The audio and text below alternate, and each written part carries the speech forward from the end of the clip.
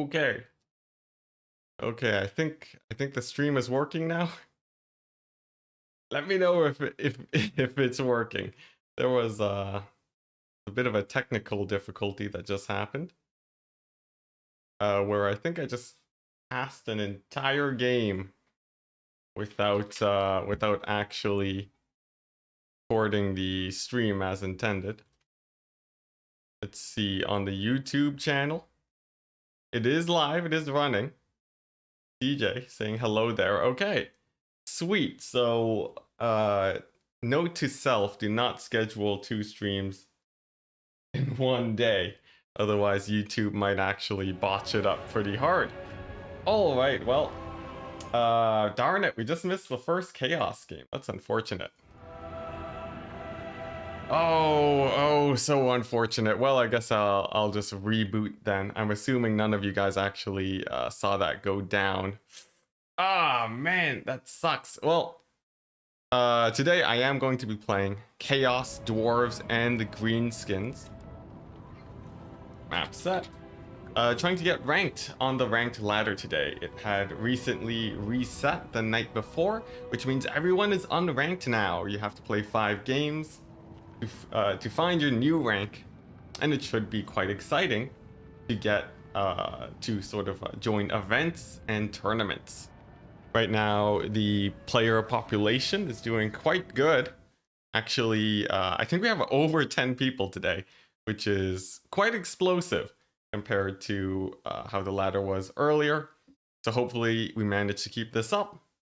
And for myself, I do intend to continue supporting it for a good deal afterwards. But today we're going to be playing Greenskins, Dwarves, and Chaos. Hopefully all of that is fairly good. Sorry if I'm a bit flustered, because I started off today with my microphone not working, booting up the stream, and then just seeing 0 viewers constantly and no messages. Then I had to check and there were problems, but we're finally here. I guess from your standpoint, it was just like a 15-minute delay on the stream. So I guess it's not as bad as I might be feeling. But anyways, Zypher in chat, frequent viewer of the stream, happy to have you. And let's see, Neerob the Clown. I'm not sure I've seen you before, but yeah, happy to have you. Oh man, we got a Curio here. I think I feel like it's a French name that I am completely butchering, but yeah, that's right. I am playing dwarves instead of the Vampire Coast. Perhaps they are not aware of the stream going on right now, and I'm going to try and go for a bit of a wide build today. Usually I go for pretty hard boxes and such, so I'd like to try a more Call Harmon style of play. He goes very light on the heroes generally.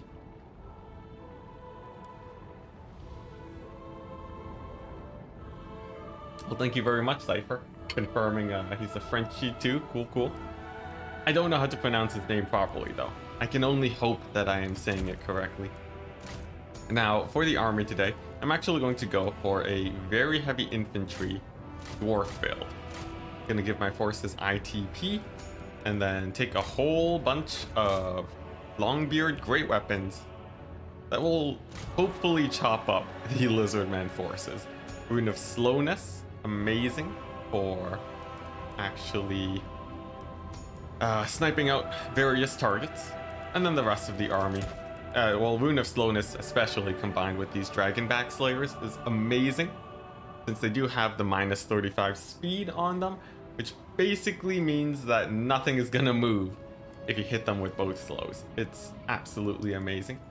Go ahead and grab the Master Engineer too.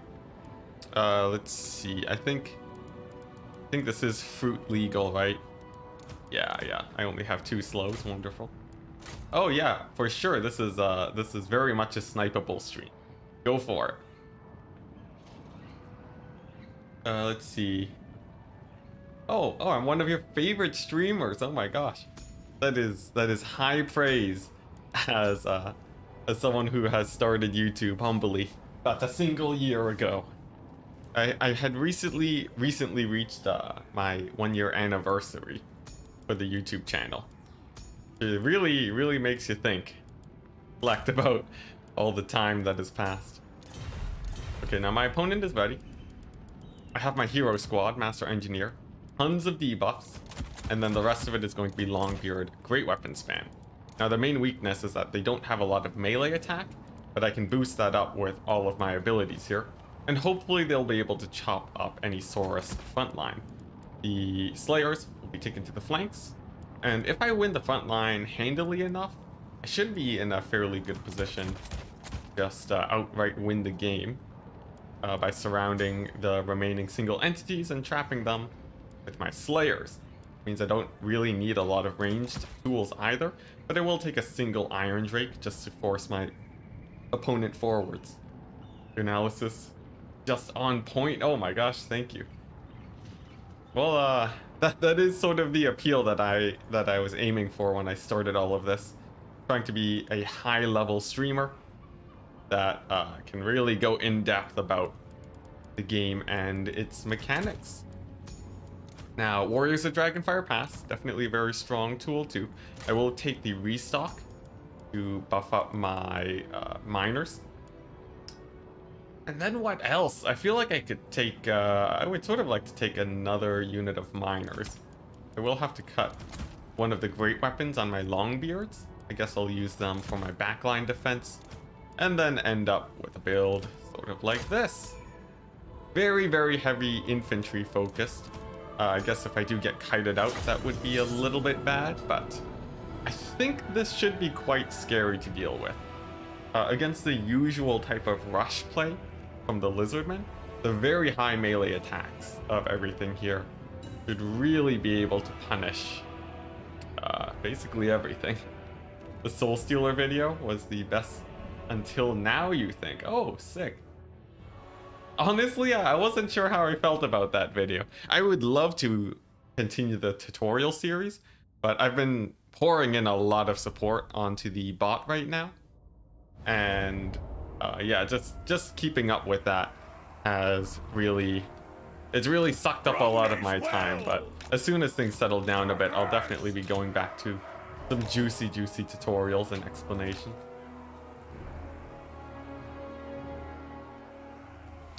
Oh man, you want oh wait, Soul Stealer or okay, yeah, Soul Stealer or Spirit Leech, because those two are different. In terms of covering spells in general though, that's actually a fairly easy series to make.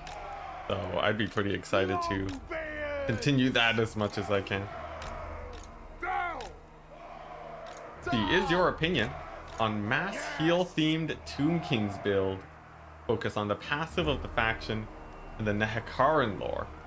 Oh, what's my opinion on it in general? Yes. Let's see. Well, if you think about the overall effects of all those heals, it's mostly you have to cast 5 spells to get a single Earthblood. It does affect your whole army, which is pretty good. The passive is actually it's surprisingly strong too, actually, with its 50 heal. It's not especially strong versus infantry though, and that's the main problem there. You really want to be able to heal your infantry a lot more, because you know, a single Earthblood on them isn't really going to work out, and you can only bring 5 single entities too. So you know, it can sort of work, but overall the single target healing of Necrotex generally works a lot better. Okay, talking about the Spirit Leech video. Okay, there you go. There you go. The Spirit Leech video I actually was pretty happy with.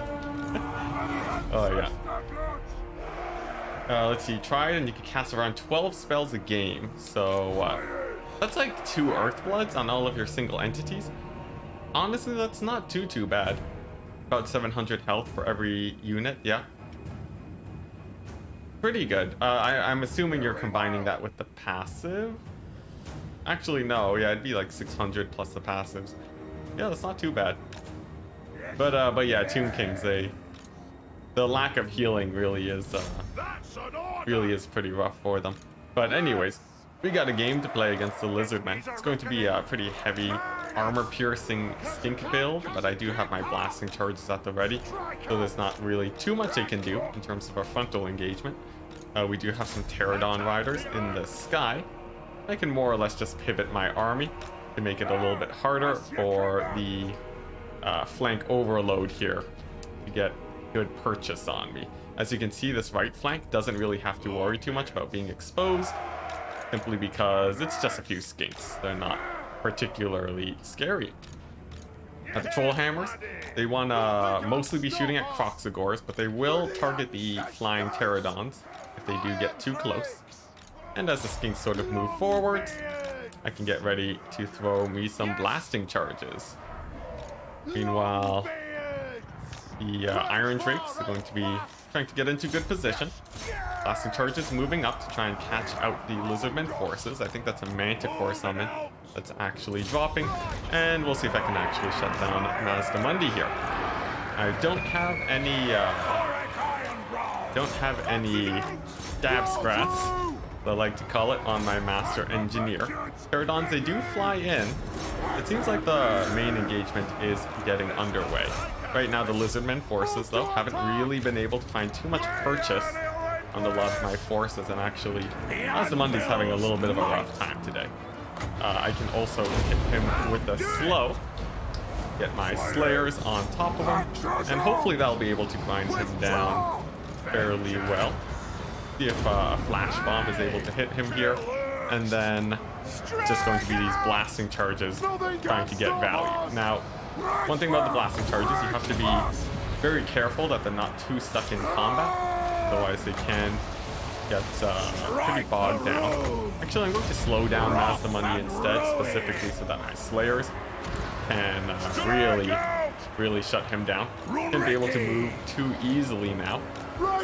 And the general goal is to just get a lot of guys in melee, and the main micro is still going to be my blasting charges. I flubbed the blasting charges in the center a bit. It actually results in a bit more damage than I would have hoped. Mazdamundi, at the very least, though, has taken a rather large beating. The balance of power is only slightly in my favor. Not the greatest position ever, especially since I would much rather be getting a lot more damage in here, especially given how many skinks there were. But with all these slows on Mazdamundi, I think I should be in a pretty good place. Just getting hit by Thorax Overcast, Rune of Slowness, brings him down to less than half speed, and that does actually let my Iron Drakes just completely shut him down, which puts me in a very nice position now.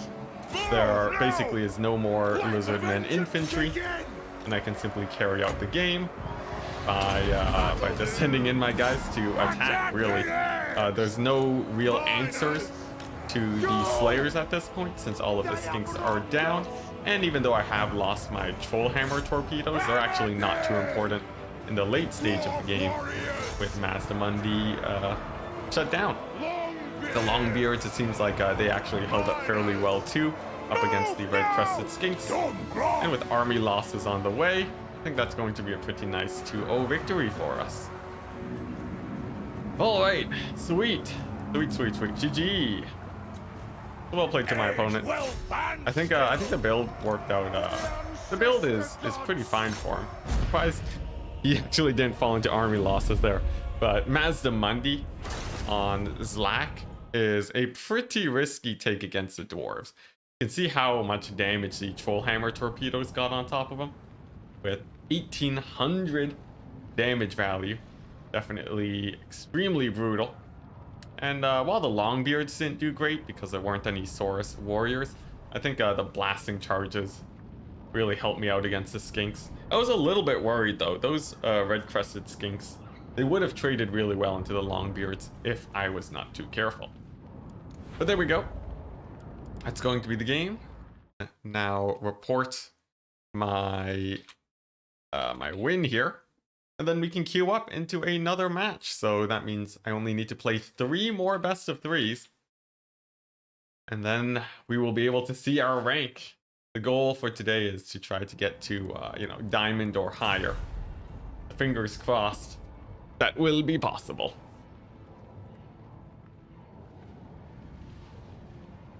Alright. Longbeards with great weapons outtrade swords harder than axe and shield. Yeah, I think so. The main thing that I'm giving them is the plus 25 melee attack with Thoric. That's the idea anyways. But cool. We'll go ahead and make a lobby. Zypher managed to stream snipe, so we will be playing them. Alright, should be quite exciting. I'll call the lobby Enticity 2, why not? Send them an invite. Alright. Lobby up. Enticity 2. Alright, so they should be in just a second. And I'm thinking like playing greenskins actually. They've been really underplayed in the recent meta, and I would be super excited to see them once again, because you know people got sick of them in the late stages of the last meta, but I think it'd be pretty cool to revitalize them just a tiny bit. But yeah, Burning Head really does punish Tomb Guard like crazy. I think it's sort of really weird. Your infantry for Tomb King sort of fall in rows, but if you can manage to keep all your infantry alive for all of the heals, then it's not too bad. The thing is, if a unit dies halfway through the battle, they only get healed for like 350 HP. That's the main thing that sort of sucks. But cool. I need to send Zypher a friend invite. Go, actually, they sent me theirs. I didn't do that. And then invite them to the lobby. There we go. What are your thoughts on Croxagores? I think they're fine. They're mostly an anti-dwarf tool. They do provide mass, but in general, they're really slow. That's one of their main weaknesses. And they don't do that much damage. Most of the time, Lizardmen players will cut them for any other number of tools that they have access to. So, map set to our pick first. Alright.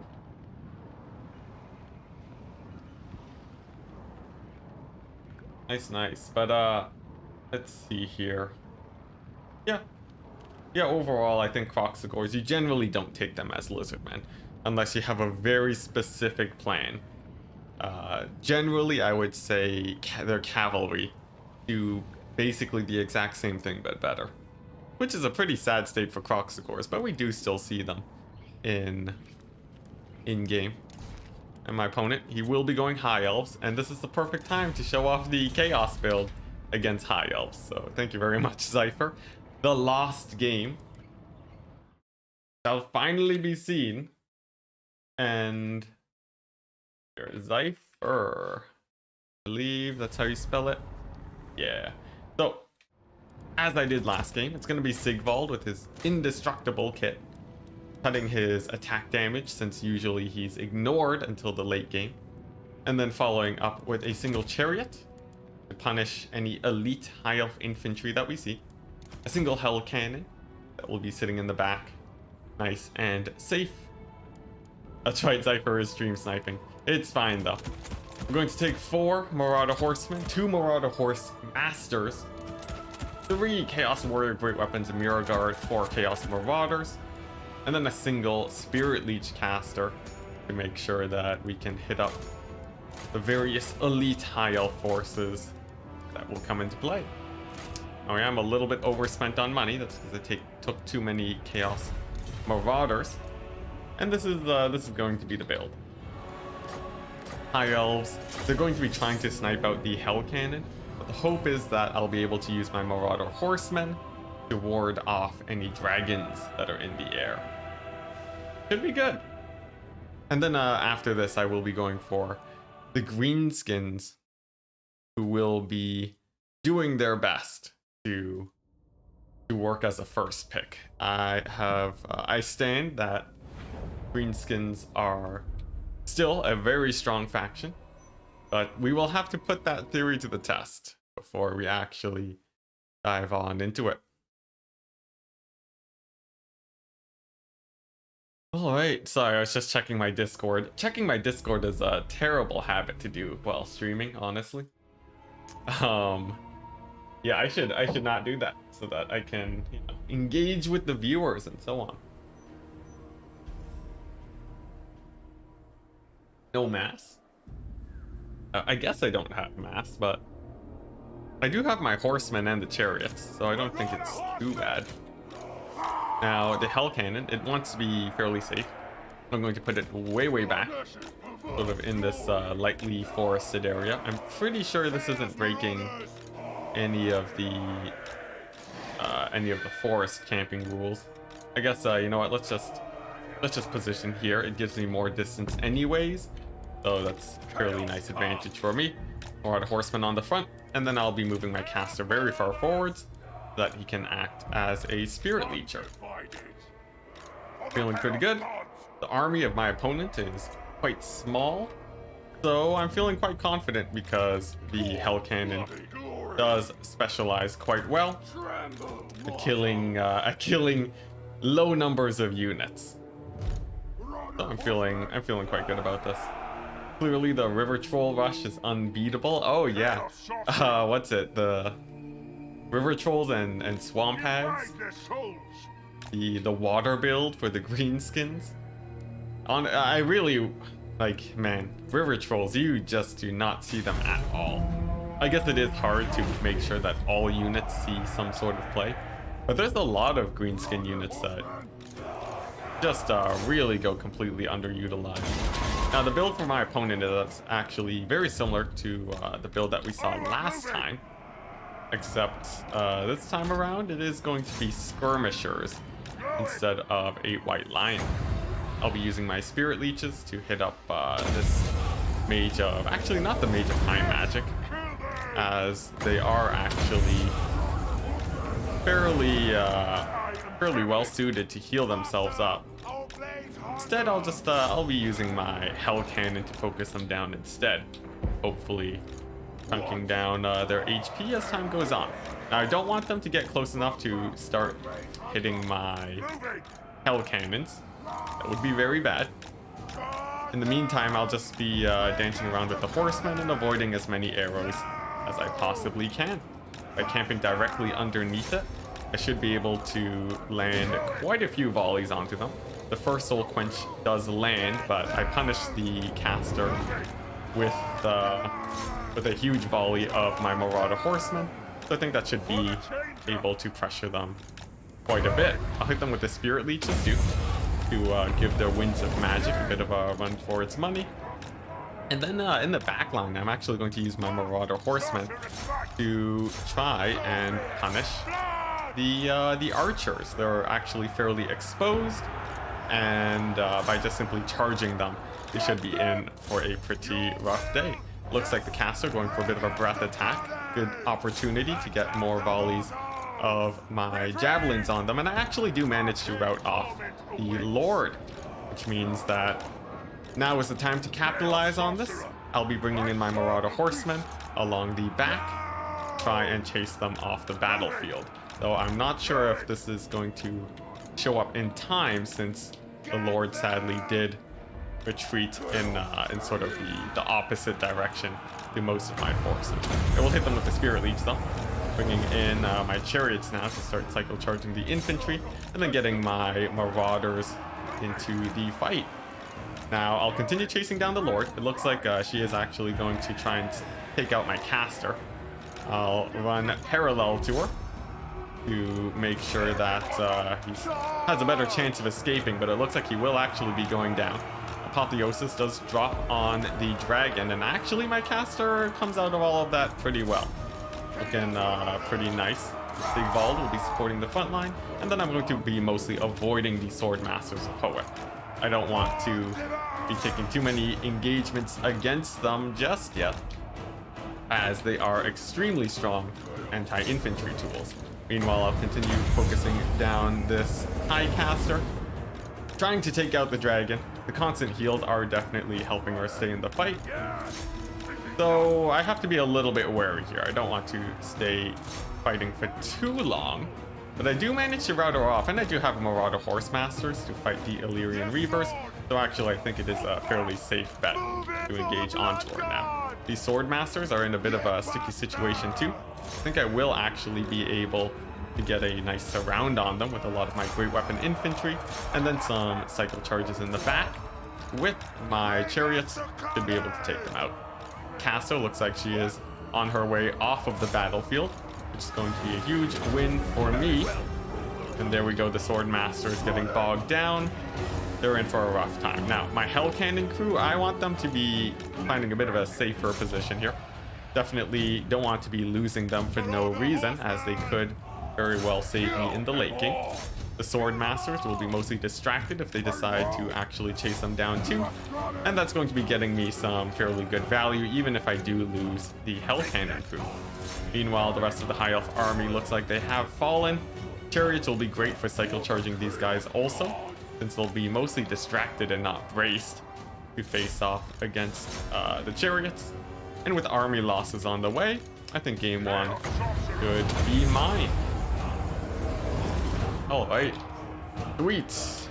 Let's see here. Wow, those Sword Masters, they really did kill off that Hell Cannon crew.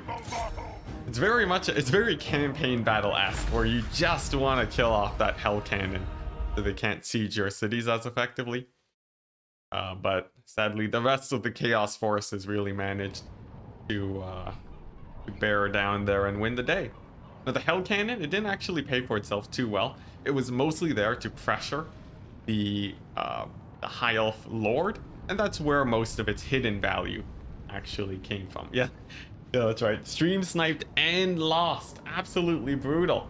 The Chariots did extremely well for themselves, and of course the Chaos Warrior Infantry, amazing tools against the High Elves.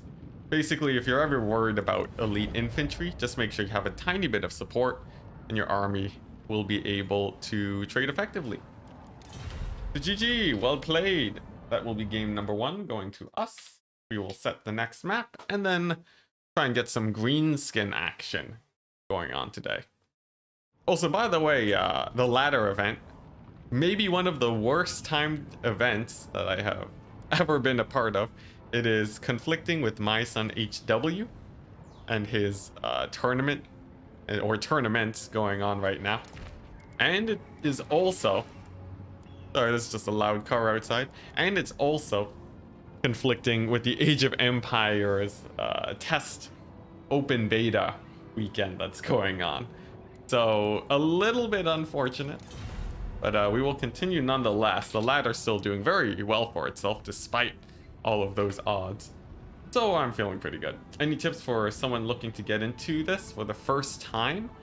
Oh man, well, it really depends. Have you played any quick battles yet?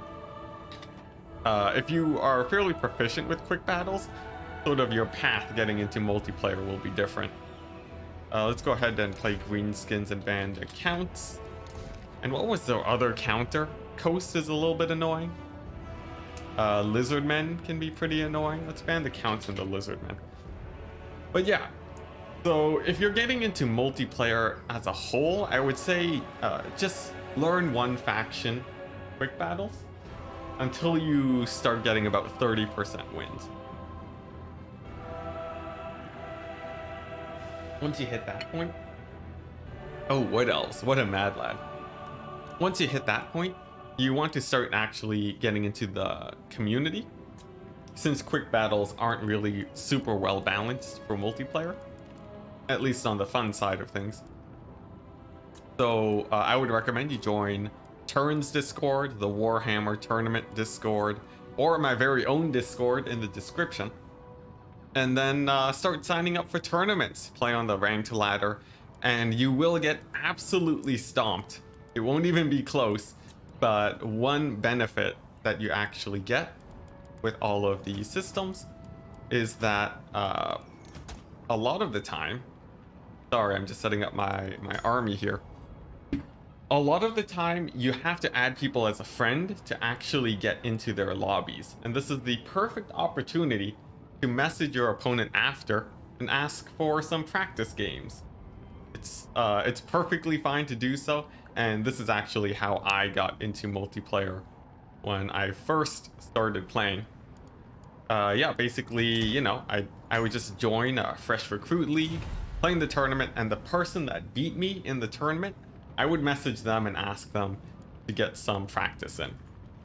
From there, I was able to improve pretty quickly, and then after that, I got invited to ODM, where I could get some really, really nice practice.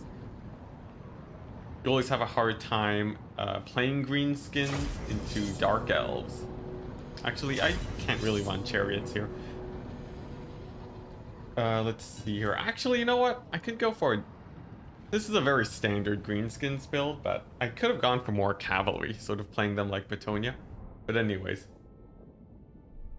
Yeah, greenskins against dark elves, it can be a little bit weird. I haven't actually played a whole ton of greenskins in general, so I don't really know their ins and outs. What's the abbreviation for Vampire Coast? Oh yeah, it's Vampire Pirates, which is VP. Yep. It's a weird one, but you don't want to conflict it with the vampire accounts. Yeah. A lot of people will just call them Coast when they're talking about them, though. And that more or less does it.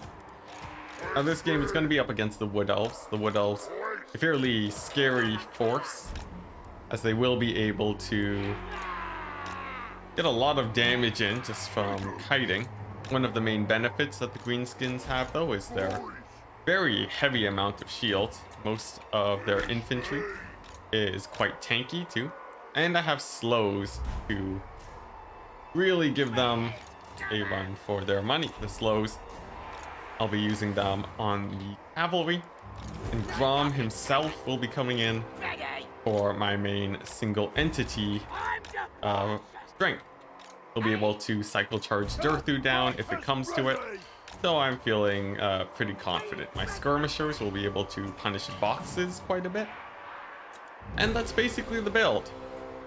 I got some infantry, I have a ton of cavalry, and I'm trying to win the mobility fight with this army. After that, I just need to shut down the rest of the army, which shouldn't be too hard since greenskins do fairly well in a straight up engagement. It is going to be a long game, though. I do have Vindictive Glare. It did get nerfed where the overcast is less effective, but the normal cast is still just as good. So over a longer game, it should be able to get a lot of value. Now the army for my opponent, gonna be a lot of Wild Riders. A lot of, well, not too many Wild Riders, but at least some cavalry. Got the Arawar Hawkeyes of Drakira. They're gonna be pretty scary indeed. Sisters of Thorn, and a lot of Glade Guard in the center. Now, like I said, I should be able to get pretty nice cavalry dominance here. I will have to be a little bit careful with Grom, though, to make sure he doesn't get sniped out by those Hawkeyes. And then I'm just looking for some Vindictive Glares that I can get in. Now, the mobility is pretty strong for me. Vindictive Glares over the course of the battle should be able to do quite good. But the Wood Elf ranged force, they're going to be a little bit scary. Grom is going to be a little bit of a beast himself, though. And if I can win the cavalry fight, I'm going to be feeling a lot more confident. That's going to be rather difficult, though, as there are a ton of spears here, actually, to support. But I do have a pretty nice infantry advantage, especially with the big guns and the fact that they haven't taken too much damage yet. I think that should be able to help me out. Grom is going to be mostly just looking for a fight at this point, trying to find some cavalry, but since they are disengaging, I think it's safe to more or less just dive him in onto the infantry instead. I've slowed down the cavalry to make their lives a whole lot harder. They won't really be able to catch these spider riders by any means. And as long as I don't take too many charges to the face, I'm going to be feeling quite safe. Now, Pendulum does drop onto my forces. It's going to be helping to clear up the front line a tiny bit. I do manage to shut down the Hawkeyes, though. And with my cavalry starting to overwhelm the Wood Elf lines, I'm feeling quite confident here. especially with Grom, who with his melee buffs will really be able to ensure that the frontline fight goes my way. Sisters of Thorn do get engaged. They get a really nice charge on the backs of my units, but I have managed to distract a few thousand gold here in the back line. That's going to be absolutely massive for me, as it means that the rest of my cavalry can deal with the Wood Elf infantry. And as we can see here, we are starting to see a little bit of a collapse of the Wood Elf lines. Just a tiny bit of over chasing, a sacrifice of a single unit of spiders. And things are looking to be going my way. Balance of power is still fairly even though, and my main goal right now is to try to get my goblin lord to dive in on this on Drycha here. He actually does not have a lot of mass, so he had a pretty hard time actually sneaking in there, but he did get there eventually. And with that debuff, Grom is going to be giving some pain in, as Drycha, now that she's debuffed, is not going to be able to fight too well. At least I don't think so. She is actually holding up fairly well for herself. It's sort of because Grom is having a bit of a hard time actually diving in on top of her. He's sort of been constantly pushing through her and getting her knocked down, which has not been doing me too many favors. Another problem too, the cavalry for the Wood Elves is starting to get back in. Thankfully, my Goblin Shaman was still on the battlefield, and he does manage to slow down that cavalry to really soften up that Wild Rider charge. The longer it takes them to deal with my infantry, the more time I have to beat down on Drycha. Looks like the cavalry is now moving in to try and support, but I have so many units here, they'll basically be able to constantly come in and beat down and slow down the cavalry for the Wood Elves. A few archers do come back, but I have secured the mobility advantage, as was the plan at the start of the game. So I can simply send in a unit of Spider Riders and they'll be able to shut those guys down, no problem. Grom with another melee attack buff will really help him out against Drycha. He's really been making circles around her for this entire game. I'm not sure how effective that actually is, because she's not dying as fast as I would have hoped. Sure. Still though, I have secured a very nice advantage for myself. I can throw down a debuff on Drycha, use a lucky banner for some melee attack, and with that, the Wood Elves will be hitting army losses. GG. Well played to Zypher. That's going to be the second win for me, which means I only have to play 2 more games to get ranked up on the ladder. Should be a pretty fast ranking up the game today for me. Is this Dactor's build? I'm not sure. I did take a lot of builds from the Wood Elves, or from ODM, so I wouldn't be too surprised if it was.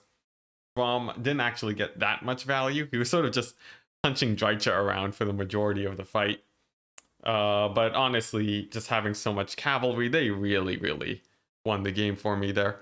The Wild Riders and mounted cavalry for the Wood Elves more or less just got overwhelmed. From there, it was a very straightforward fight. Nice, Vladimir, thank you. I appreciate the opinion there.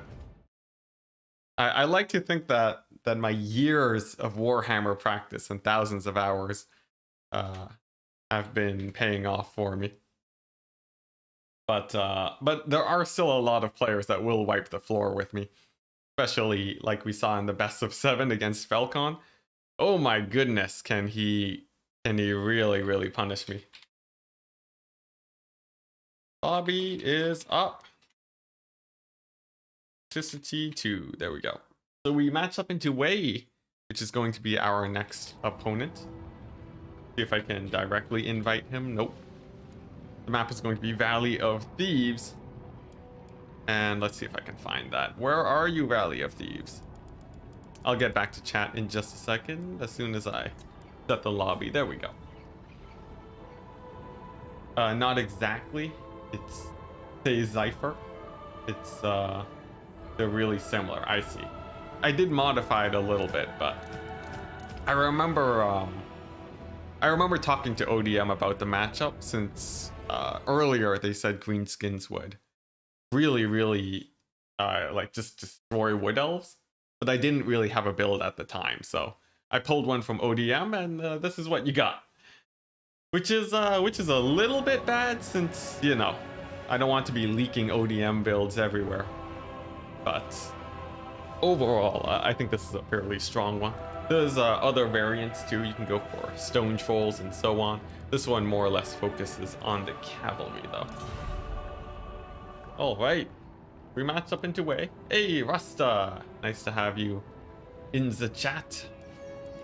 Looks like for this match, I'm going to be second picking. Sweet. So Wei is first picking. Map set.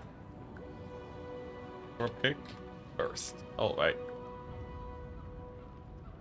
Yours focus on killing stone trolls? Oof, that's rough. I lucked out then by going slightly off meta. I saw you had a lot of Starfire shafts. That's pretty standard for shutting down stone troll builds. Yeah. The fact that greenskins can mix it up so much is really what makes the matchup a lot more difficult. All right. So we'll see what our opponent decides to go for here. And then we can get underway. Now, I really want to get back into, Empire, which look at that. Ban dwarves and lizardmen. So you can go greenskins or chaos. I myself will be going greenskins. We'll see what build I can go.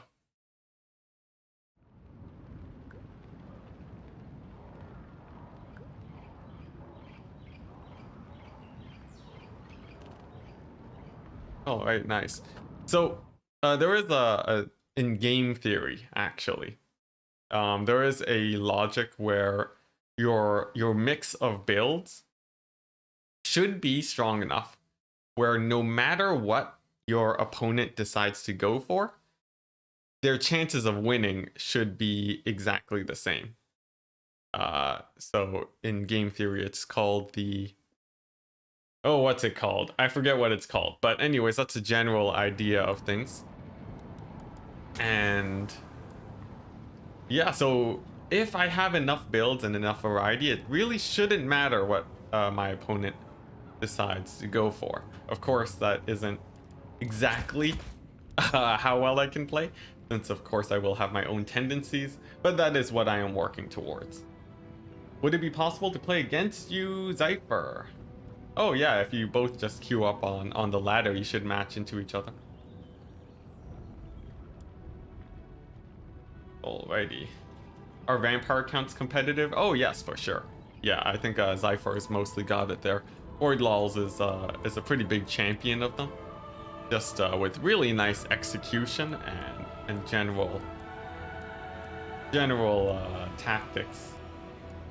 Vampire counts as a very methodical type of faction, so you really have to know what you're doing and which trades to take to play them well. But if you can do it, it is so scary. Now for my army, I am thinking of going for... Let's see, I can go pretty heavy on the infantry here. With a pretty cheap lord. I'm very tempted to go for a Grimgor Ironhide build, but that doesn't really combo too well with the build here.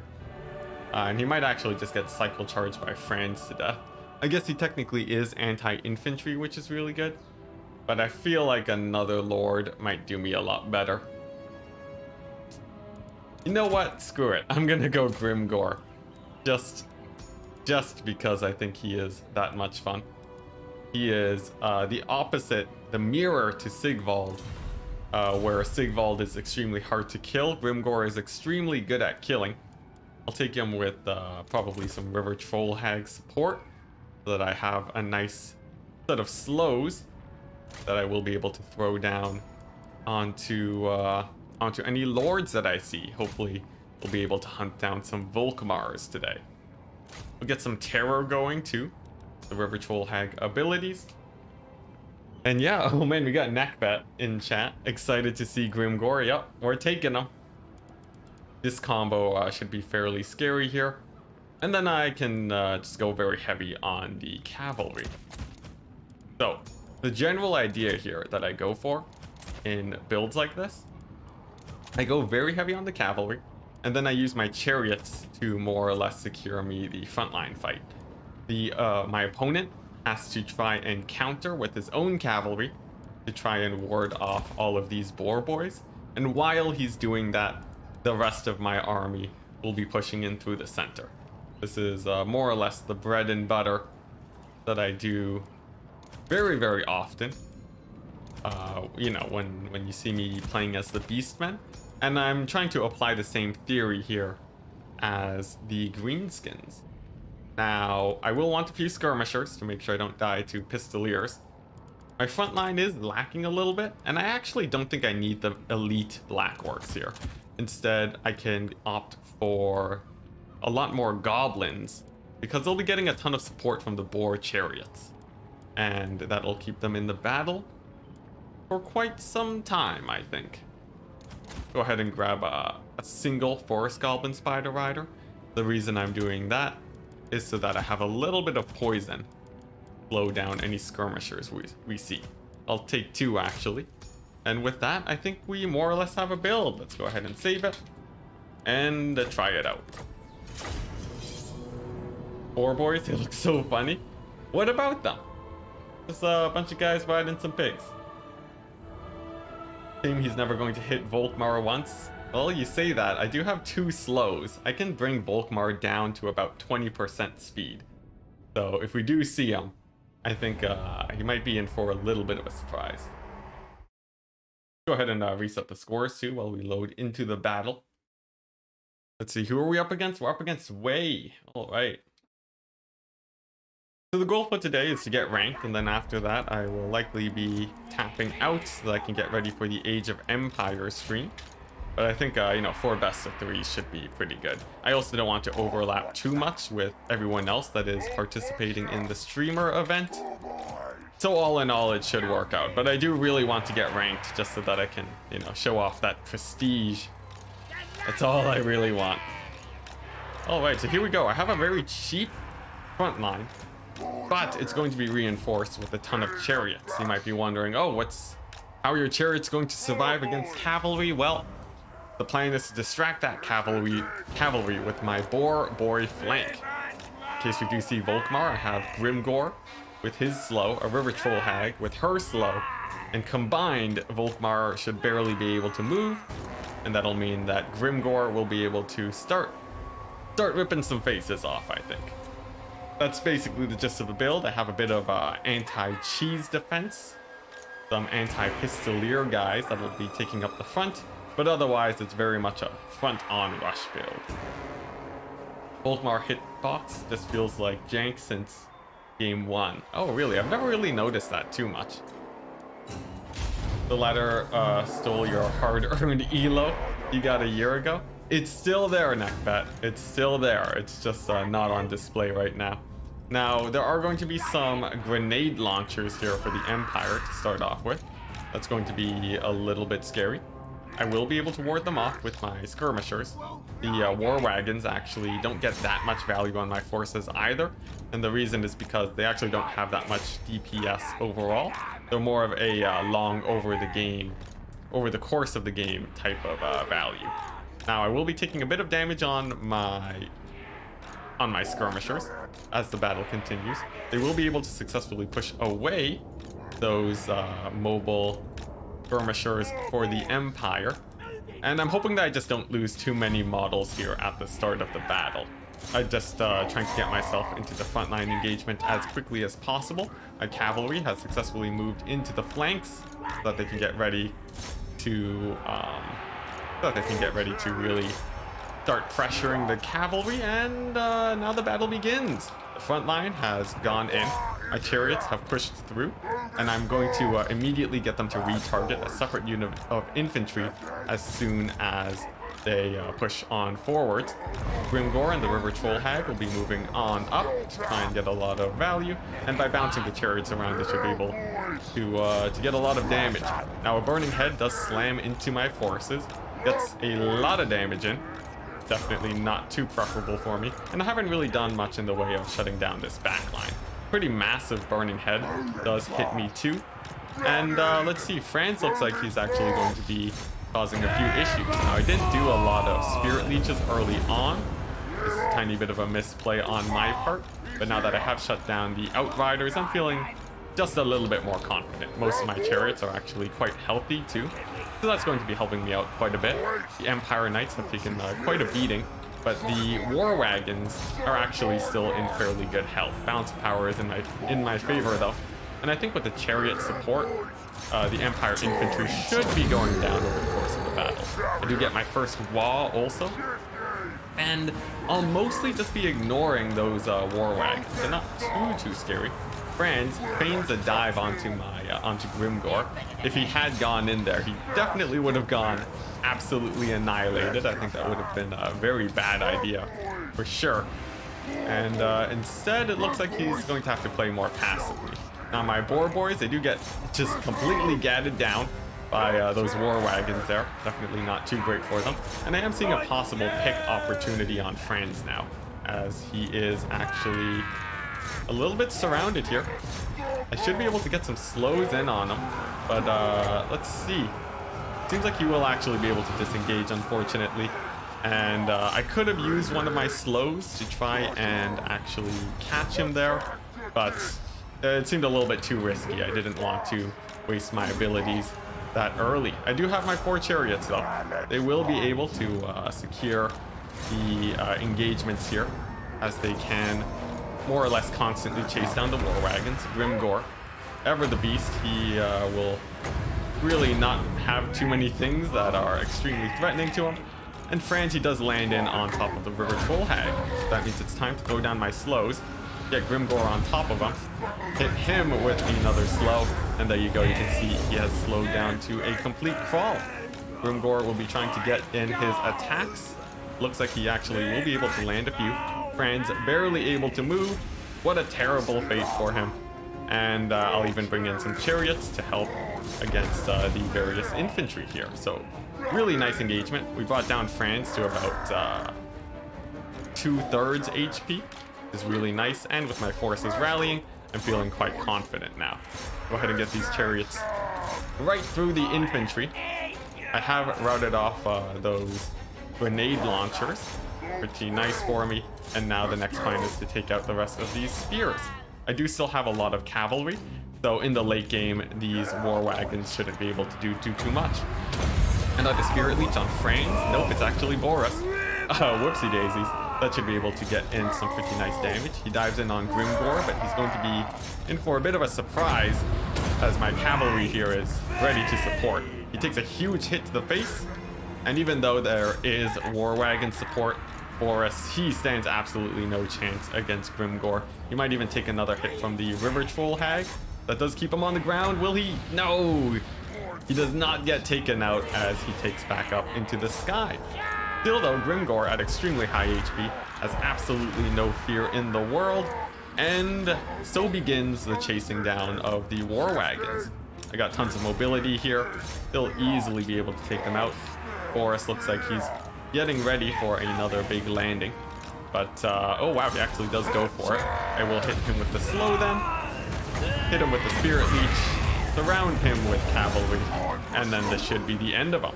I don't really see a way he can get out of this one unless the war wagons really manage to shred my infantry. A big old burning head does drop. It will be hitting the majority of my forces there. Pretty unfortunate, but I think it's still worth it since Boris gets completely annihilated by Grimgor, as intended. That's very nice. And we can now just move on up and finish off the war wagons. Now, important point, I need to see if my slows actually are rule breaking here, because Grimgor has his slow. It's less than 50%, so I think it doesn't count as a targeted slow, but we'll have to see. Let's see, can I find it? Can I find it? Army caps. It says 2 total nets, so slows actually don't matter at all. Which means that this build is totally legal. It's not even close to being illegal, which is actually quite scary considering how devastating these the slows from Grimgor and the River Troll Hag were. Yep, war wagons are no match for the biggest war boss. Indeed. They even got to use all of their ammunition, but it didn't really matter. Overall, I'm not a huge fan of war wagons in general. They don't really get that much value per second. They have very little battlefield impact, and that holds them back a ton in game. Like, you really want your units to be, you know, to be routing off troops in the early game and making big plays, since that really is when that's when your plays have the most impact. So sort of a unit that has slow trickling damage does a lot less than you might expect. I'm sure that they got pretty good value. They did, because of how long they survived, but it was just a little bit too slow. The grenade launchers did get shut down. One of them did do pretty well for themselves though, but overall I had a very dominating cavalry force. The chariots too were absolutely devastating, sort of acting like really nice monstrous infantry. And Grimgor, the biggest war boss, not getting that much value, but just absolutely dominating Boris for the entire battle. Good stuff. GG. All right, so let's see what our opponent decides to go for next. Away is gonna be well, he already picked Empire, which means now I have to go for a Chaos pick. We are going to be on MP Alpine Ridge. Go Chaos, ban the... Oh, what are their usual bans? Vampire counts, of course. And maybe the Dark Elves. Either the Dark Elves or the Beastmen. I think the Dark Elf kite could be a little bit annoying. Since it is the traditional ban, I guess I will go for that. What do you think about chariots right now? I feel like chariots are very strong. I don't think they're OP, but they're very proficient at doing the job. They annihilate infantry and they're pretty hard to kill. So while they're much stronger than they used to be, it's sort of like having a new unit type that we get to explore. So it's pretty fun.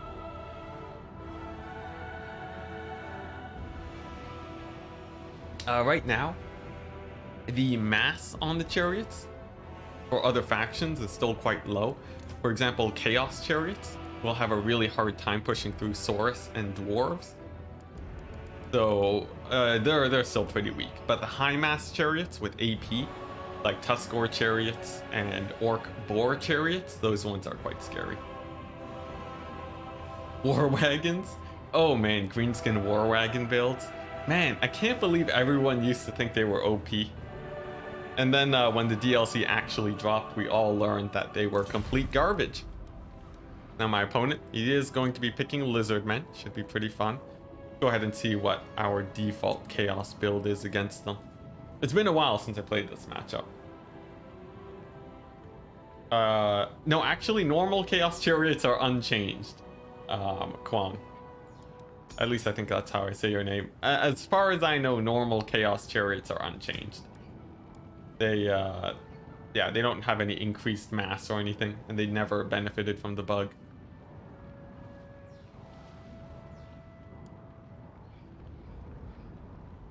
Oh wait, no, I was saying war wagons. I mean pump wagons, yeah. Snotling pump wagons. We used to think they were OP. I don't think anyone ever thought war wagons were good, unfortunately. They sort of have their niche, so they still see use, but I think they definitely leave a lot to be desired, unfortunately. Now, my build today, we're up against the Lizardmen. I have to worry about solar engines, but this hill will actually help me out a lot more than one might expect. My plan for today, I sort of feel like going for a Gore Beast type of build. Maybe triple Gore Beast chariot.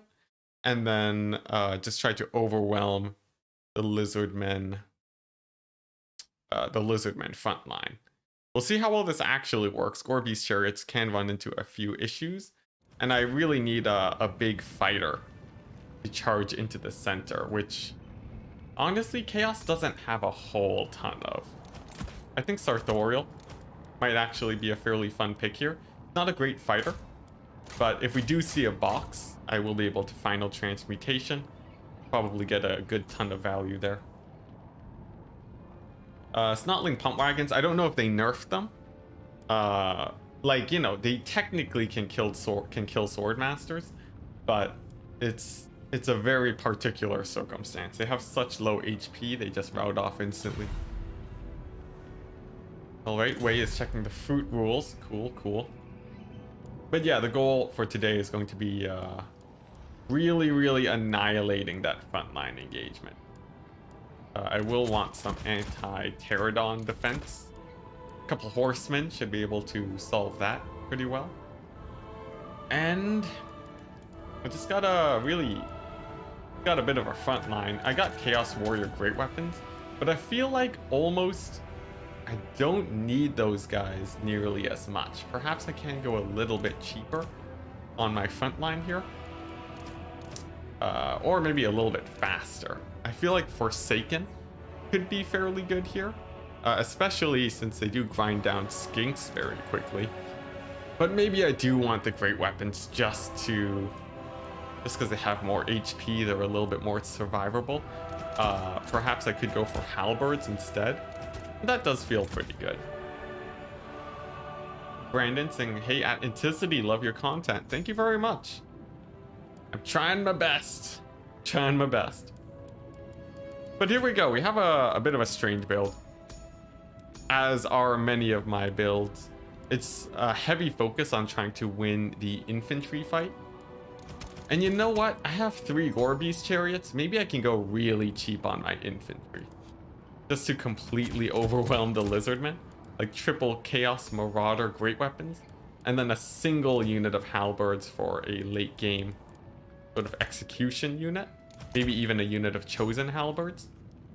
As long as I don't die to Pterodon riders, I think I'm okay here. And while Pterodon riders are a little bit scary, maybe if I can fit in a single Manticore, I will be a bit more safe. So let's try this out. We have a ton of Chaos Marauders, a rather cheap front line, especially against the Lizardmen, but supported by Gore Beast chariots, anti-Pterodon play, and then in the late game I can clean up the single entities with chosen halberds. We'll see how well this actually plays out as we dive into the game. This build doesn't have something like Taurox, like other builds would, and that might actually bite me in the butt, so we'll have to see. This is very experimental. I would not recommend copying this just yet. Would you consider doing a video on Lizardmen matchups and army comps? Honestly, there's so much stuff to cover in Warhammer. I would love to cover absolutely everything, but as of right now, I still have a lot of other stuff on my plate I need to finish first. But one day, if I do manage to find the time, I'd be happy to cover Lizardmen builds and so on. There is a little bit of an outdated version that Falcon released a while back, so if you can find that on YouTube, that might be able to sate your curiosity for now. But here we go. A nice Marauder build. Frontline, chosen. One of them. Gore Beast chariots. Very high mass, very elite chariots that are a little bit flimsy. I will have to give extra attention to them to make sure that they don't get completely annihilated here. I will be double stacking my front lines since they are just Marauders.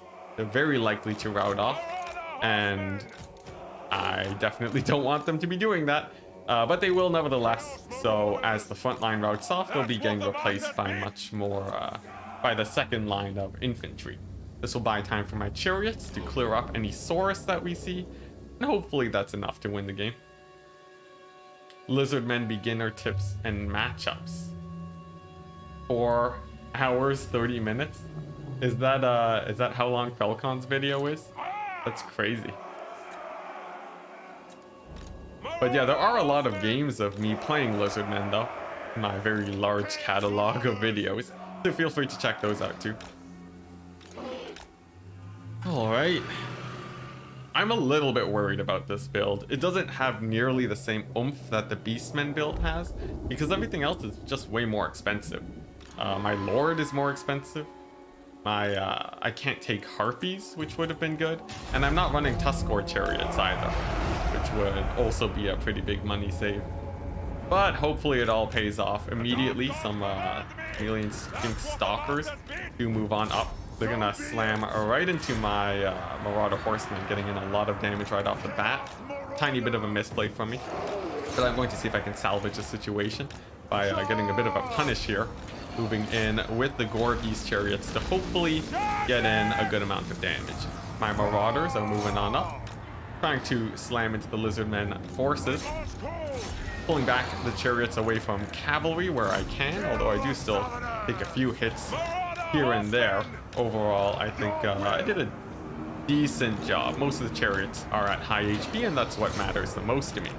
Meanwhile, they're going to be blasting into the back line now. I sort of need a way to not die to all of this cavalry, I think. The Marauder Horsemen will be doing their best, sort of peppering away. But, man, the cavalry, they're going to be a little bit scary. Let's keep this Manticore safe, too, and just try and clear out these skinks. Why don't we? I want to get to a late game situation where my halberds are able to clean things up. And it's going to be a bit of a journey before we actually get there, I think. I have pushed through the front line, though, which is really nice. It means that the actual cavalry here for the Lizardmen are going to start running out of anvils to cycle charge through. Sartorial is doing fairly well for himself, too, and Mazdamundi is getting ground up by those Chosen. That's actually really nice for me, as the balance of power is now in my favor once again. He's separated from his other single entity support, and despite the fact that single entities are really strong, when they don't have infantry support, they generally run into a lot of problems, as they do get surrounded, and then a smaller single entity force can pretty easily take them out. Meanwhile, my Gore Beast Chariots are getting in just absolutely insane amounts of value. They've been able to go mostly uncontested, with only a few units of cavalry really holding them back. And I think from here, as long as I'm able to chase off Mazdamundi, I should be able to win the game. I can use the Gore Beast Chariots too as some mass to pin down Mazdamundi, and it looks like I might be able to win this battle without even using a single spell from Sartorial. Pretty good. Now, had I been planning to use spells, it would have been a good idea to throw them on the cavalry. And you know what? I'll just throw a final transmutation on those guys, just to make sure that no accidents happen and I accidentally throw the game. Once the cavalry is down, the game is pretty straightforward for me, playing as Chaos. I just need to make sure that I cycle charge the Thunderous one, and that I keep my halberds away from any AoE. But there we go, it's game's more or less over at this point, I think. Let's see, there's a few Feral Cold ones here, and we'll see how well the Chariots actually do against them. I think the Feral Cold ones will actually trade decently there, but we'll have to see. It doesn't really matter though, as the Lizardmen do hit army losses fairly quickly, and that means that I will be able to win it. Sweet. Not bad, not bad. This the build actually worked really well against single entities. Now, I think there was a bit of a misplay there. Mazdamundi getting caught up on these Chosen halberds. Definitely a bad idea. He got completely cut to shreds there. Meanwhile, my Gore Beast Chariots, they did fairly well. But you can see they only did as well as Tuskor Chariots, while costing almost 500 gold more. Marauder Horsemen too, able to throw all their ammunition at the big targets, did well. And overall, I think the build is okay. I feel like it still has a few weaknesses that I'll have to be worried about, especially against some Lizardmen kite builds. But nevertheless, still pretty good. The GG to my opponent. We only have to play one more game to get ranked up on the ladder, finally. So let's go ahead and get that in for the last best of 3 for today. Sure. Let's see. I think your single entities were way too far forward. They need more infantry support. More cav would have helped versus chariots. Alright, there you go. Way asking for some tips. We do deliver. That is what this channel is all about. So there you go. There we go. Right. Pretty good. Feeling we've won all of our games so far, so let's check the leaderboard real quick. Oh yeah, we're at the top of the leaderboard. Right beside ODM Hanadin's Nameless Order. Pantalonade. Alright. So nice. That means we should be set to get into Masters League as we qualify. Gonna be real exciting. Now, hopefully the images are working and then we'll actually be able to get it. Also, for anyone wondering about how the unranked system works, it's pretty simple. Take a look at, that's not it. If you take a look at this image that I just took from the Discord, where is it at? Let's see. There we go. Capture. Yeah, if you take a look at this very tiny image, let's go ahead and blow that up. Yeah, after every match, it'll let you know how many more games you have to finish. It'll give you a quick rundown on your LP changes. And then as soon as you get to your 5th win, it will tell you what league you qualify for. Should be pretty good.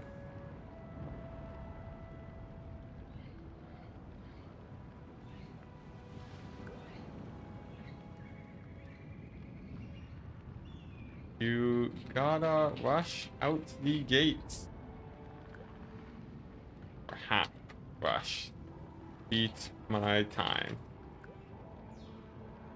Alright. Cool. Wei was actually asking about Human Boy's speedrun. So we gave him a few tips on multiplayer when he wasn't asking. That's a little bit BM from me, but a bit of a misunderstanding. Nevertheless, for anyone who's wondering, Human Boy is running a speedrun tournament right now where you play a siege battle and you need to win as quickly as possible. I managed to get a win in under 4 minutes, which is pretty fun. All right. But cool. As soon as we get our next opponent, we'll be able to play the last best of 3. We'll close out the stream and then move on to some good old Age of Empires streaming, which should be very, very exciting. I'm going to be playing a ton of 1v1s today. And yeah, I'm really liking the Abbasid dynasty. They're really heavy on the macro. They got camel riders. It's great. It's sort of like Araby, actually. If you're a fan of Araby, maybe you'll enjoy that. In the meantime, though, I am just continuing to wait for a match. We might actually match into Hadri's, which would be pretty exciting. So we shall see. Oh man. Lots of events going on today too, by the way. If anyone is wondering, there's actually a prize for each day of the streamer event. If you are ranked, you have a chance of winning a $5 prize. Simple as that. Very, very straightforward. Yeah, and this will be happening for the next 3 days, so all you have to do is be ranked by the end of today and you are good to go. Alright, but will we be able to match up into someone? Right now we're still waiting. Cypher asking, by the way, is there a place where this new system is explained? I think sort of just in the patch notes. In some of the announcements earlier, I might have mentioned it. But yeah, I think it was just mentioned in the announcements. You have the ranks. At some point, I might put up the percentages for each rank. But if you are wondering right now, the way it works is that your rank is equal to the top percent of players that you are in. So Masters is for people in the top 3%. In the top 7, I believe you are in Diamond. The top 15, I think it's Platinum. And then so on and so on for each rank. It'll give you a message when you actually finish a match. But you'll also get to see it after yeah, your rank will also change, like your role will change in real time. That's pretty good. Oh boy. But yeah, feel free to stream snipe, by the way. The lobby is open. But be ready. We have gone undefeated for our last 4 games. So, could be pretty bad for you. 3 Temple is still the way to go, IMO. Are you talking about Temple Guard for the Lizardman? I'm actually not very much a fan of Temple Guard, I have to say, guys. I don't know if that's sacrilegious, but like, look at them. They're basically just Saurus warriors, right? They have a tiny bit more HP, they have a tiny bit more armor, but they cost way more, and they only have anti-large. Like, compare them to Saurus spears real quick. What do they have? 7 melee attack? Maybe some AP? Like, I don't know. It doesn't tickle my fancy very much. Yeah, just a little bit more AP. Like, why not just spam Saurus warriors? I don't know. 2 of the games were against you, Zypher, so I can't really brag. That's true, that's true. You know, maybe you need to hold yourself up to a higher standard so that I can brag a bit more. I feel like this is the only solution. Oh, speaking of units that I feel are useless, Saurus without shields, they just lose 6 melee defense for 50 gold. That is actual garbage. Why would you not take the shielded variant? Like, these guys underperform so much compared to the 800 gold ones. Like, you would just always take these guys. 6 melee defense is absolutely huge. It brought Chaos Warrior Halberds into the meta just by boosting their melee defense by 8. So, like, it will help in so many matchups. Plus, they're shielded, 35% missile resist. I have no idea why these guys are here. Just, I don't know, do something with them. Make them way cheaper or something. I'm not sure. I guess if they were viable, it might really break Lizardmen. It would make their infantry selection really, really strong. That could change up the balance by quite a bit. So I don't know, maybe it's a good thing that we don't see more of these guys. Am I queued up? I don't think I'm actually queued up. Let me queue up.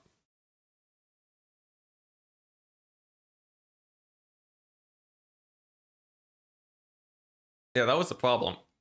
I forgot to queue up, guys.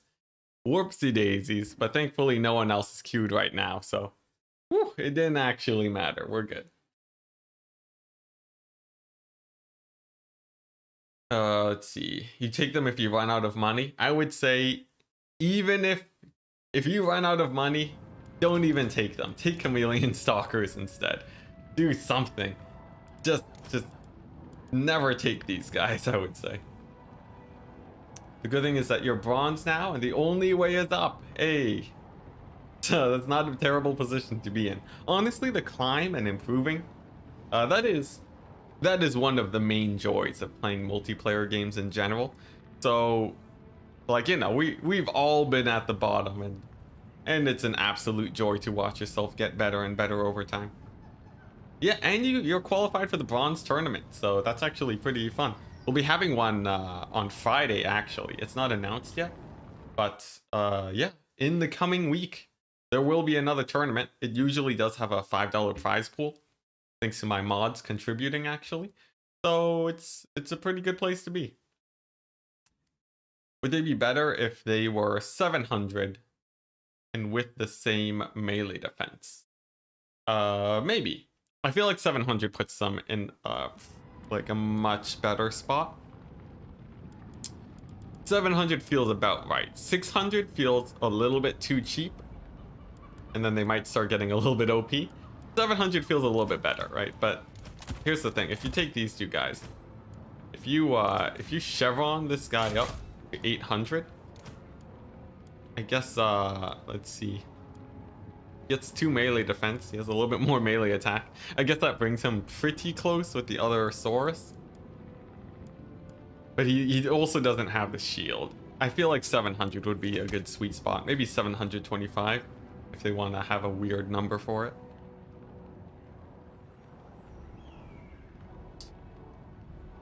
Right, Grimgor's debuff was unexpected but brutal. Yeah, Grimgor is... he is insane.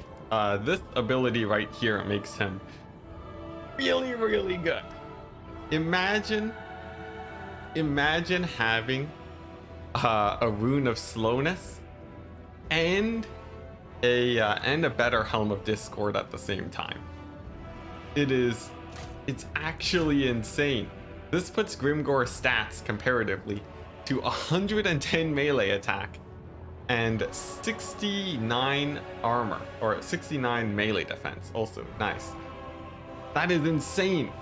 He will rip Sigvald's face off like it's not even an issue. Plus, if you take Gitsnick, he will win like any fight in the game. It's actually insane. Comboed with the River Troll Hag, you basically have a net. So if you have like, you know, Volkmar, it's insane. I love Grimgor. He's great. Grom, of course, is really good because he's mobile, and when he lands his charge, he also has over 100 melee attack. Plus, he has a survivability. This is why I usually saw him a lot in metas prior. But yeah. A fun thing about the greenskins right now, they actually have one of the best, they have the most diverse hero selection in the game right now. Because you see all of these heroes getting run in the current meta. Greenskins get 6 different lords that you see. It's insane. No other faction has that much diversity. Norska doesn't even have that many lords. Even if you doubled it, they would be dead even. And only 2 of them actually see play. Just an unfortunate place for Norska to be, really, but you know, what can you do? Lobby up. ODM. Grinding for leagues. Lobby is called Enticity. There we go. Enticity 2. There we go. My bad. So we're going to be up against Captain Tellus next. Should be pretty good. Captain Tellus. There we go. Sure, it's going to be O and O. If we can win the last match of the day. Who will be picking first? It's gonna be me on Summer Song. Alright, should be somewhere here. Summer Song. There we go. We're gonna go for the green skins. Boys in green. Green skins. Ban the vampire counts and the lizard men. Pretty standard happy bands. Azag could get a slight buff though. That's true. He does have a niche in that he's the only flying unit in like the entire roster. So it does actually provide a little bit there. Now, my opponent is going for the Beastmen. Beastmen, a very scary threat in general, due to the fact that they have much cheaper chariots, or much better chariots than the greenskins. Actually, you know, the Tuskor chariots are actually quite similar. But Beastmen, how will we beat them? Go ahead and see. So I'm just looking for my builds. So Beastmen, right now they're really strong in the single entity fight. And because of that, I'm actually gonna challenge them. I'm gonna take Grimgor, and I'm gonna have him fight. He's gonna find a fight today for sure. There's no way Beastman isn't gonna run Torox or something. And that is exactly what Grimgor wants to see. He'll be sitting in there, you know, just grinding out the fight. He will be supported by his goon squad. The River Troll Hag, coming in with a bit of a leadership debuff, is actually not as good versus Beastmen nowadays because of said Torox. I guess I will take the Terror though. That's usually a pretty good choice. Grimgor will also, do I want to assist him with Black Orcs? I feel like Black Orcs would die to a lot in the Beastmen roster. He will be able to hold up the chariots though. So maybe it's a good idea to support him with that. I could even take the ROR Black Orcs, but that seems a little bit overkill at that point. Yeah, Grimgor stream. It begins. Let's see, but what do I really want here? Let's see. Are there any monstrous units? The Centigors are going to be a little bit of a problem here. I guess I could take Squig Hoppers, but they don't do amazing shock damage either. So I'm really looking for a way to shut down the Centigors as best as possible. I could use Goblin Wolf Riders actually to try and overwhelm the Beastmen mobility. Is that a terrible option? Perhaps. Perhaps the Wolf Rider Archers are the much better choice here. And I think I will actually be spamming them out along with a couple Spider Riders. The rest of the army, I don't have a lot to deal with the Beastmen mobility. You know what? Let's see, I guess dogs are pretty strong against Wolf Riders. Yeah, Wolf Riders have absolutely terrible stats. I could go for Orc Boar Big Guns, which is a bit of an overcommitment. But yeah, we'll see. How's the grind going? Hey, Bowmore.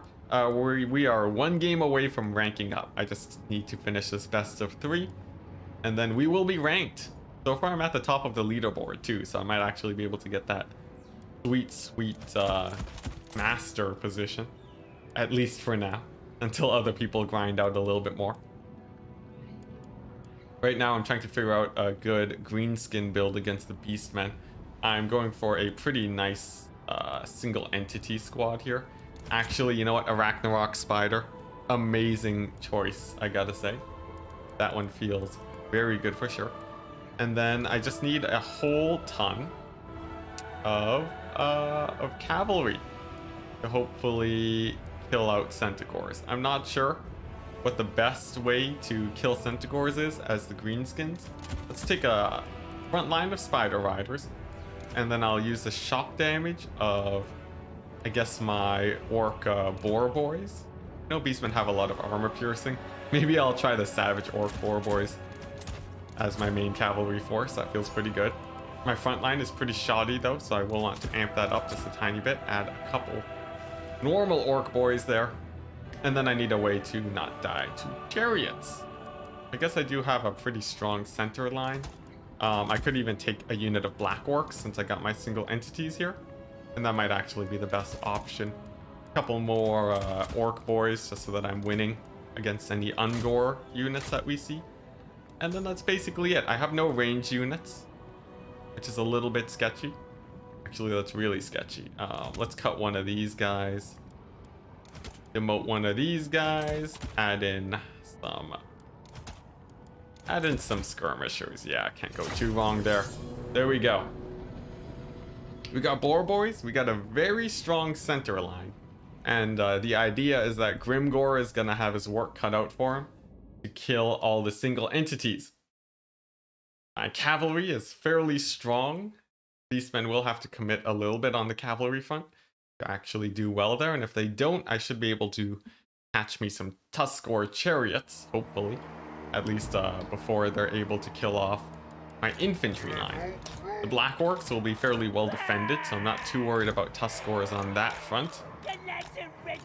And that's basically it. That is basically it.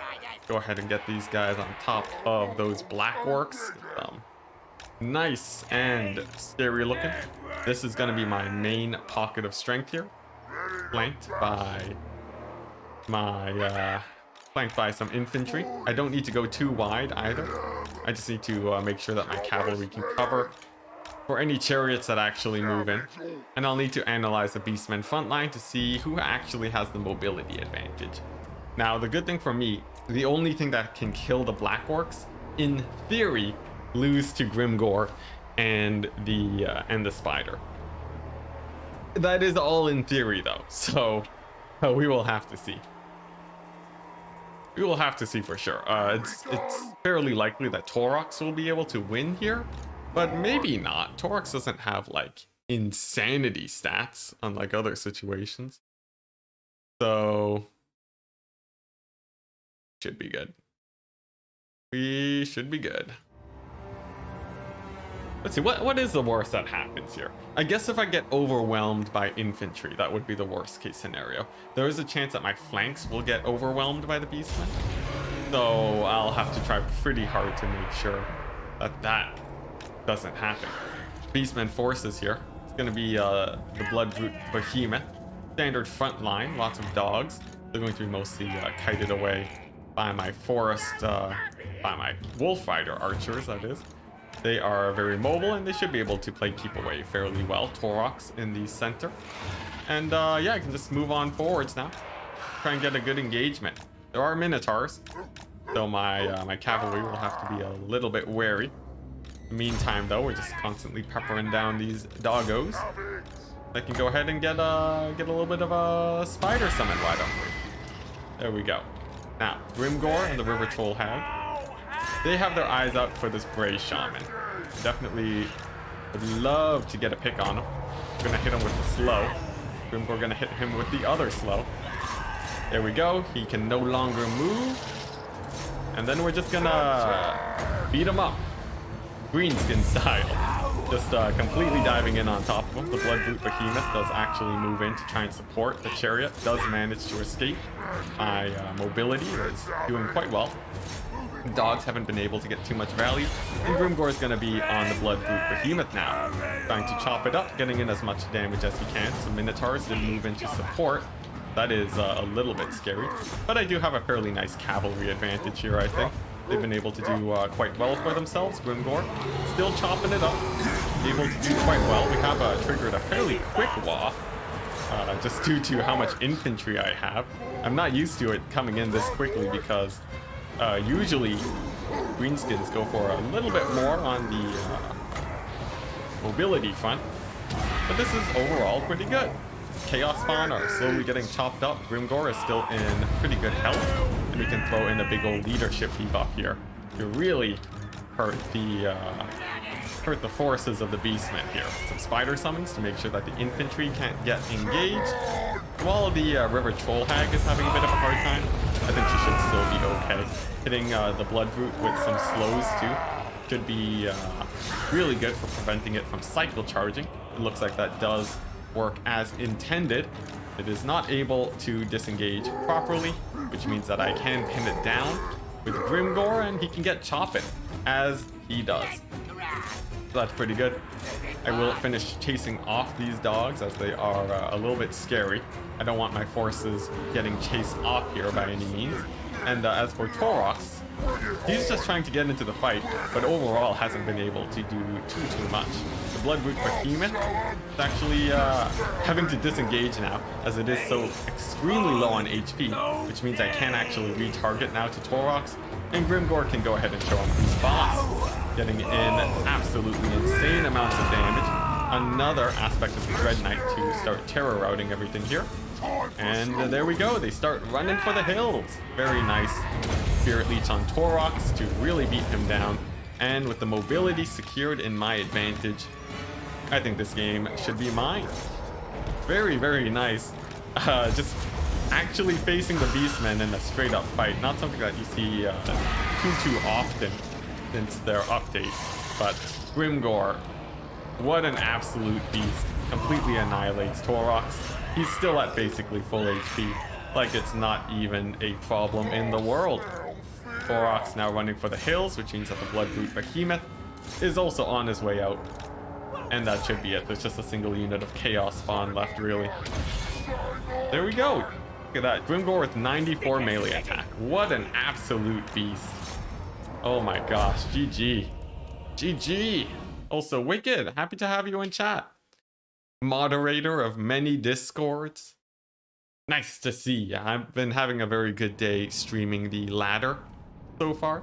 And I've had a really good day playing Grimgor.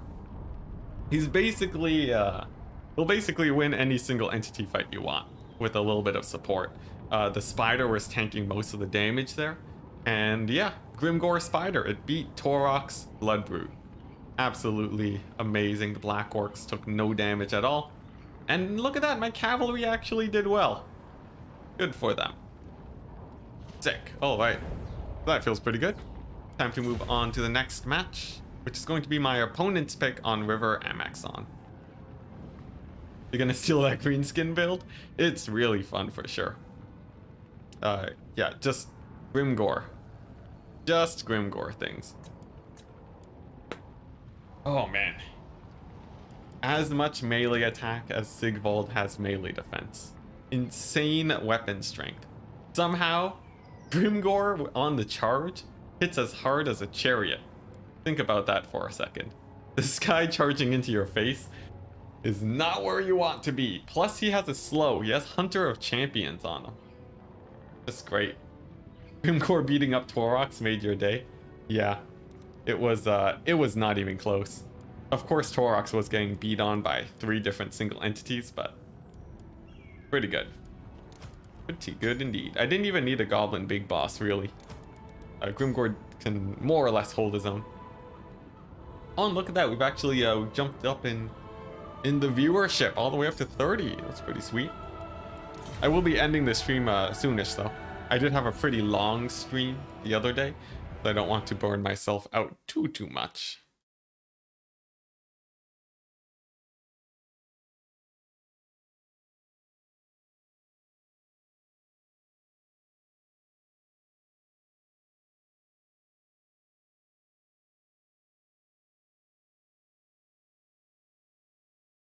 Okay, so apparently the banner for getting ranked isn't showing up. I will have to fix that after the stream. Darn it, darn you code, why? Why must you be so complicated? I thought I tested it.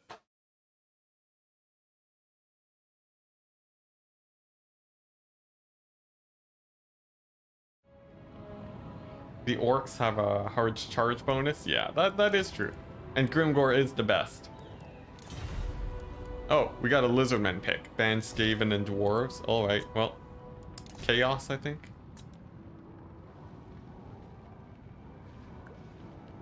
Alright, there we go. So we're on Chaos. Chaos have traveled all the way to the far lands of Lustria. And they're going to be up against the Lizardmen. Now, let's see. What's a standard Chaos build here? Yeah, this is what we had earlier. I don't really know how I feel about Kolek nowadays. He's not as great as he used to be. And Sigvald actually does die to the dinos here. Most of the orc infantry is higher than a lot of cavalry. That's pretty insane. Such is the way of greenskin stuff. Now, how do I want to play this out?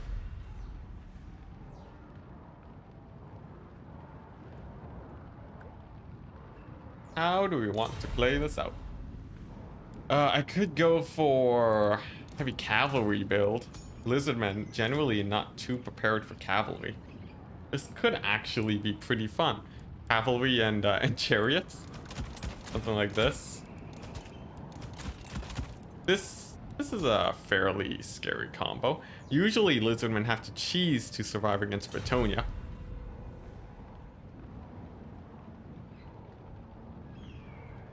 Oh, I see. Cast a game of his and wanted to know. Needed to change the build. Oh, I see.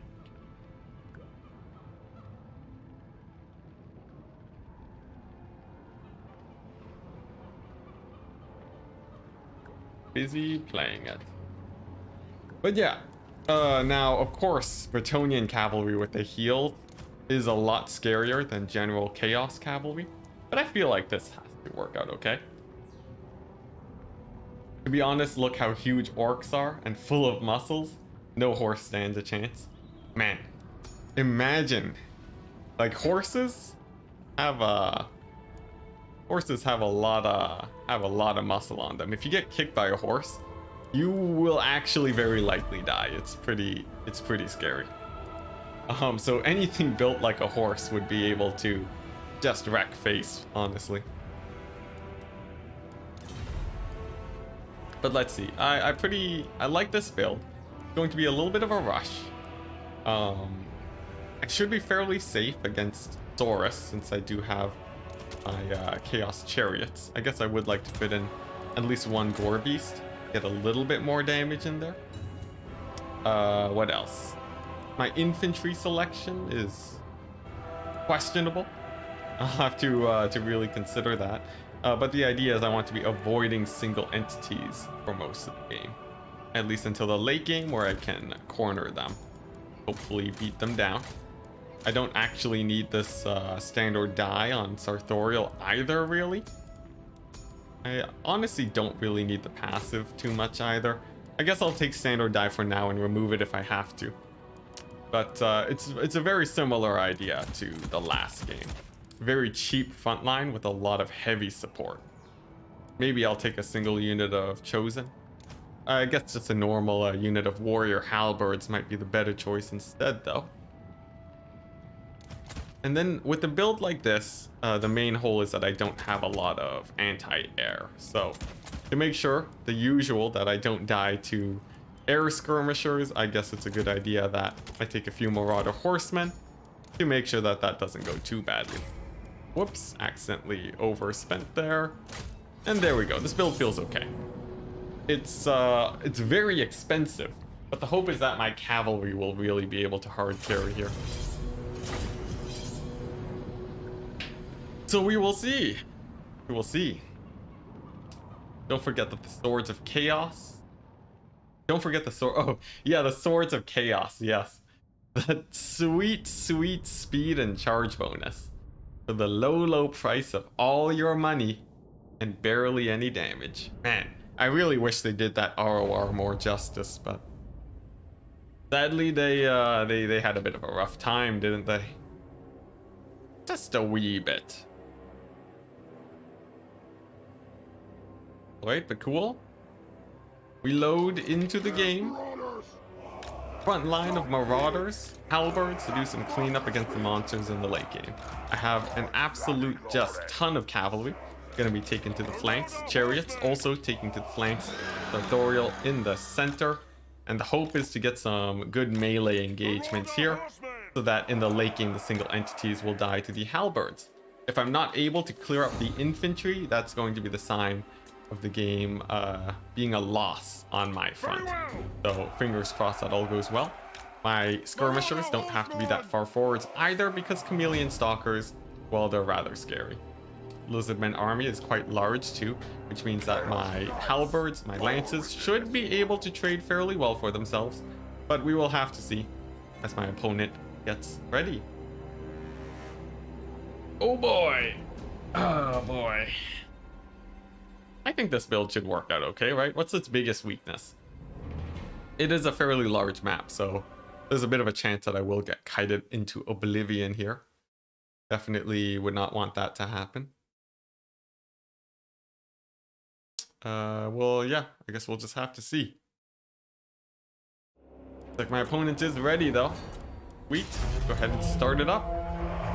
See what he's decided to bring. It looks like off the bat, it's a lot of skinks, actually, which is pretty nice. A couple units of Saurus, and it's like gonna be a fairly wide build. Now, the scary part is that we got a skink priest of beasts coming in on a big stegodon. We got a red crested skink coming on another big stegodon. And that's going to be the main threat here for today. I do have my lances. They will be avoiding that as much as they can. And let's start off by just charging down these skink skirmishers, why don't we? Looks like they are pulling back. And I'm going to try and find the main engagement here. If the skinks don't want to engage, it's going to be a little bit hard to actually chase them down.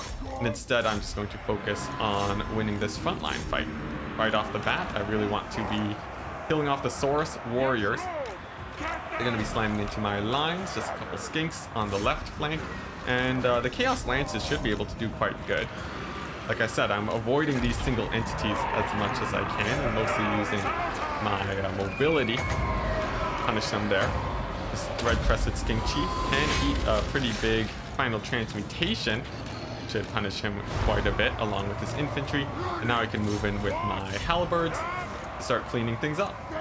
Meanwhile, Chaos Lances, they do their best if they are getting their cycle charges in. That's going to be the main focus for now. And right now my Marauder Horsemen are doing quite well for themselves, which is pretty good. I have lost track of one of my lances though. I do find them though, thankfully. And I do eat a little bit of a big flock of doom.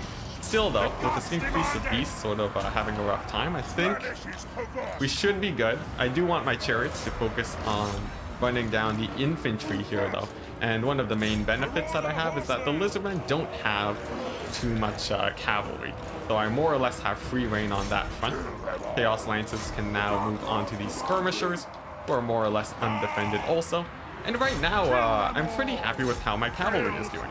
They've been able to stay in relative safety, and they can now start chasing down most of these targets. Sartorial, though, on the other hand, he's been getting absolutely mauled in the corner while I haven't been paying attention.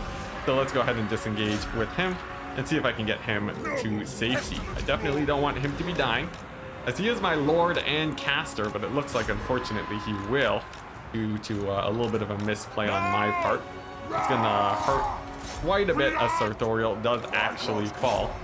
But it's not over yet. I have been able to kill off one of the big lizardmen single entities, and most of their monstrous forces are getting chased down. This Skink Priest is now routing off the battlefield. I still have my halberds too, so I think I'm in a fairly safe position nonetheless. Still though, it's going to be a little bit scary, especially without my lord. All my units are going to be much more prone to routing off the battlefield due to terror. So we'll see if I can manage that situation. The Chaos Knights with lances will have to be, they'll be doing their best, trying to cycle charge as much as they possibly can. Mostly focusing on the Saurus Warriors, where they can find good targets. The reason is because the Saurus Warriors are probably the biggest threat to my infantry as things currently stand, and they do get a pretty nice charge in the back there. My Marauder Horsemen are going to have to save their ammunition now, specifically so that the Skink Priest doesn't cause too many issues, and I think I should be fine on that front, as I do still have fairly good ammunition, and even though my horsemen are routing off, I do still have my halberds too. Plus a lot of Chaos Knights with lances. They've been really uncontested for the entire battle, and they should be able to, yeah, it should be able to stay that way, since I have so many of those guys alive.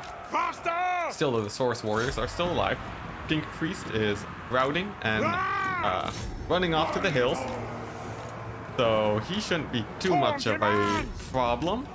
My chariots do take a little bit of a beating though, a nice target from my opponent, having chased them down. But will he be able to kill off the Marauder Horseman? I feel like it's likely a no, but he does get a fairly nice charge as I say that though, and it looks like he might even rout off another unit of horsemen, which would be pretty bad.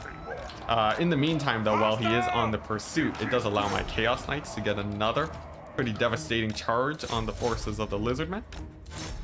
And as long as they're not taking too much damage, I should be okay. The Skink Priest of Beast, though, bouncing around between my various units, has been getting in a lot of damage on my guys. My Marauder Horsemen are beginning to run out of ammunition too, so I think it's actually important that I take some time to just regroup my forces now.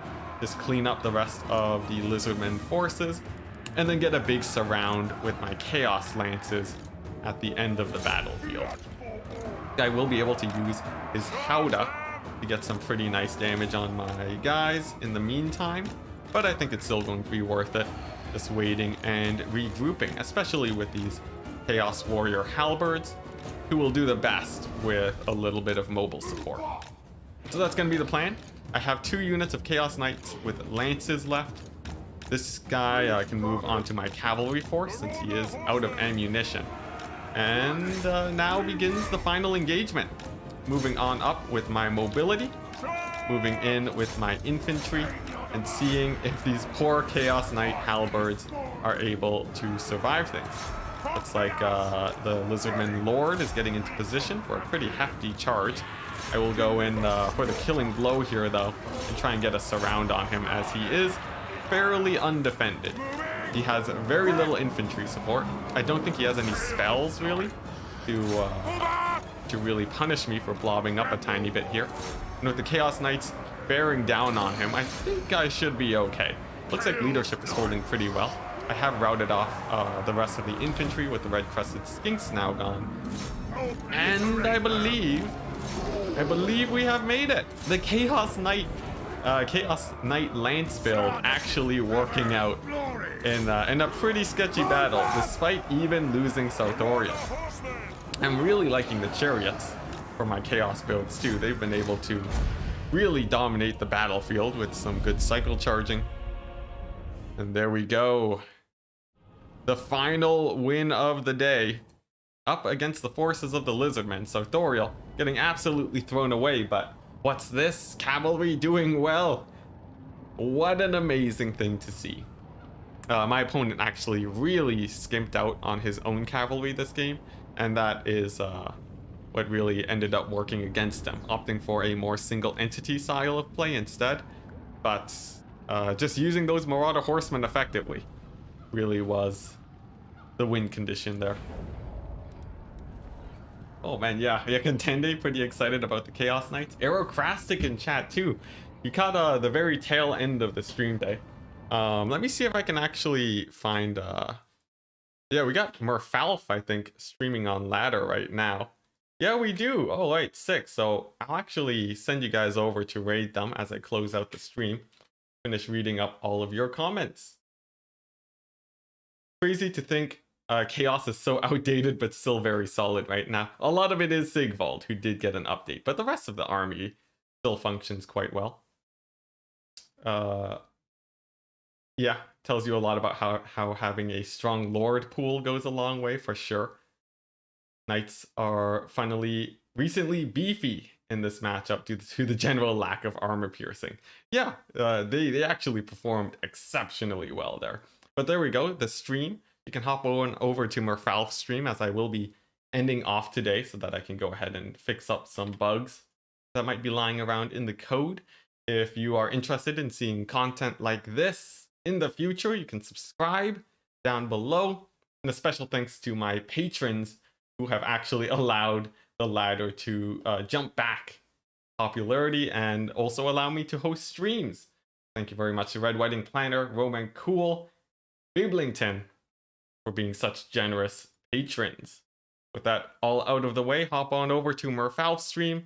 And I will see you guys possibly later today for Age of Empires if you're interested in watching.